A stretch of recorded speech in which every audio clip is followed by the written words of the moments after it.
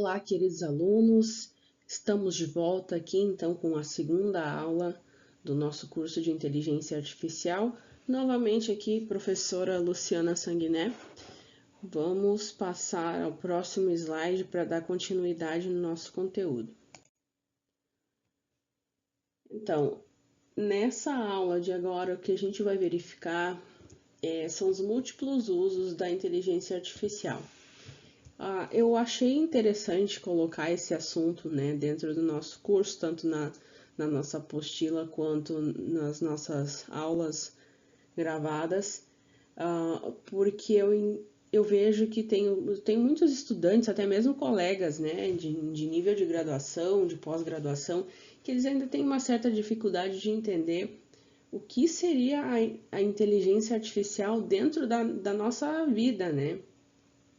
E, na verdade, como já comentamos na primeira aula, ela se popularizou durante a pandemia, mas já existe há um bom tempo e a gente nem percebe que todas as nossas atividades, elas estão relacionadas com inteligência artificial hoje em dia, né? Como a gente pode ver aqui na imagem, hoje em dia, desde o simples ato de a gente pegar o telefone na mão, verificar um e-commerce, um site de compras, né? A gente já está utilizando a inteligência artificial, né? Ela já está criando ali uma seleção dos seus produtos favoritos. Mais tarde a gente também vai entender direitinho como que esses processos funcionam dentro da inteligência artificial. Ele vai sugerir produtos que você gostaria de comprar, né? De acordo com o seu histórico de navegação, né? Não precisa nem ser de compras, mas coisas que você pesquisou. E a gente percebe, né, cada vez mais, a gente faz uma busca, às vezes no Google, e acaba recebendo uma sugestão de compra, né, através dos aplicativos, para aquele mesmo item que você já pesquisou. Isso tudo, então, ele faz parte da inteligência artificial, eles estão conectados, não é à toa, né? A gente também utiliza hoje em dia diversos aparelhos como a Alexa, a própria Siri, né, que é da Apple. A gente tem Google em casa hoje em dia. Muitas pessoas têm acesso a esses aparelhos e estes aparelhos eles coletam as nossas informações e muitas vezes, dependendo do ecossistema que eles vivem, por exemplo, a Google, se você tem um aparelhinho de Google desses que funciona como o da Alexa, ele não tem um nome específico, né? Só Google mesmo. Ele vai estar se conversando com os outros aparelhos, porque eles estão dentro do sistema da Google, né? Você faz um Google em alguma coisa e aí seu aparelhinho lá do Google que ele já vai se conversar e já vão sugerir coisas para você que você já estava pesquisando. Muitas vezes a gente não lembra, mas é isso que acontece, né? E também tem a questão da sensibilidade dessas informações, porque se você tem esse aparelho de comando de voz, muito provavelmente aquelas informações elas estão ficando armazenadas em algum lugar, e esse é um dos riscos que a gente tem ao trabalhar com a inteligência artificial, né?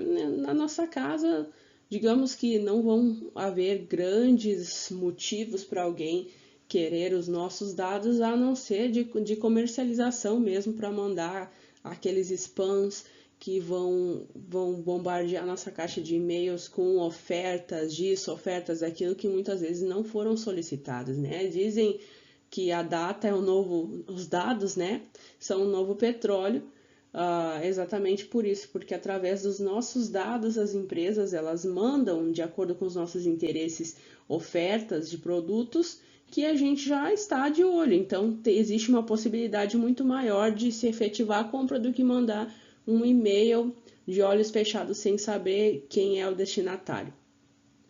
Os carros também, hoje em dia, os carros mais modernos, eles estão conectados também, né? Conectados no telefone. Aí, de novo, entra essa questão do ecossistema. Conectou no telefone, conecta no aparelho de casa, aí já conecta no computador, é a mesma conta para tudo, então já se cria aquele ambiente todo ali integrado, né? E na Netflix, que provavelmente, né, hoje em dia a maioria conhece essas plataformas de streaming, elas têm também esse recurso, não é de hoje, já faz muito tempo que a gente percebe que, de acordo com os filmes que a gente está selecionando, vão aparecer outras ofertas de produtos, de filmes similares com aquele que a gente viu por último, e também existe todo um aprendizado em torno dos seus dados e os dados de outras pessoas, que muitas vezes a própria plataforma vai sugerir filmes que outras pessoas que assistiram esse filme que você assistiu anteriormente gostaram. Então é uma corrente, né? E acaba se espalhando para várias áreas da nossa vida, e claro que os negócios não vão ficar de fora, empresas estão fazendo uso de inteligência artificial para melhoria de processos. Em várias esferas a gente pode ver que está acontecendo essa revolução, né? Então vamos passar para o próximo slide aqui, para a gente conversar um pouquinho sobre a importância e o impacto da inteligência artificial no mundo moderno. Como a gente conversou na aula anterior, durante a Revolução Industrial também houve aquela conhecida resistência por parte dos trabalhadores em achar que estariam sendo substituídos. De fato, algumas posições foram substituídas, né? Foram automatizadas. Mas uma coisa que nós precisamos pensar também é que existem muitas profissões que são extremamente perigosas para o ser humano. Então, quando nós deixamos de fazê-las, de certa forma, é um benefício para a sociedade, né? Para a humanidade, porque a gente passa a proteger o ativo mais valioso que uma empresa e que nós temos, né? Que é a vida. A vida humana é um ativo extremamente precioso que nós devemos proteger a todo custo. Então, no momento que a gente deixa de enviar esse ser humano para fazer uma tarefa de alto risco, que a gente já sabe que é conhecida, que pode dar problema, já é um ganho, né, para a nossa sociedade. Então, vários processos foram automatizados com a inteligência artificial. Na medicina também, na área da saúde, tem várias áreas que estão se beneficiando da inteligência artificial. Por exemplo, a leitura de exames, já existem softwares que são capazes de de detectar um padrão, né, que foi previamente colocado, que foi previamente registrado pelos médicos, pelos humanos. Mas o ganho que se tem com essa leitura sendo feita de maneira automatizada é que o ser humano é passível a erro. E essa leitura sendo feita pela inteligência artificial, desde que essa data, que a coleta desses dados iniciais, ela seja feita de uma maneira eficiente, que também será um assunto que nós vamos conversar um pouquinho mais adiante, existem grandes possibilidades de ser um ganho fantástico, né? Porque a gente sabe que às vezes é difícil conseguir uma consulta com o médico. Então, a inteligência artificial, ela entra nessa esfera como um fator que vai ajudar a sociedade a ter uma resposta mais rápida quando precisar de um serviço de saúde. Então, é um ponto positivo também. Na saúde, de maneira alguma, estará substituindo os médicos, até porque nós temos poucos, né, de acordo com a demanda da população que existe, não só no Brasil, mas em vários outros países, e acaba sendo bem interessante todos os avanços que conseguem fazer. Durante a pandemia também foi muito utilizada a inteligência artificial para fazer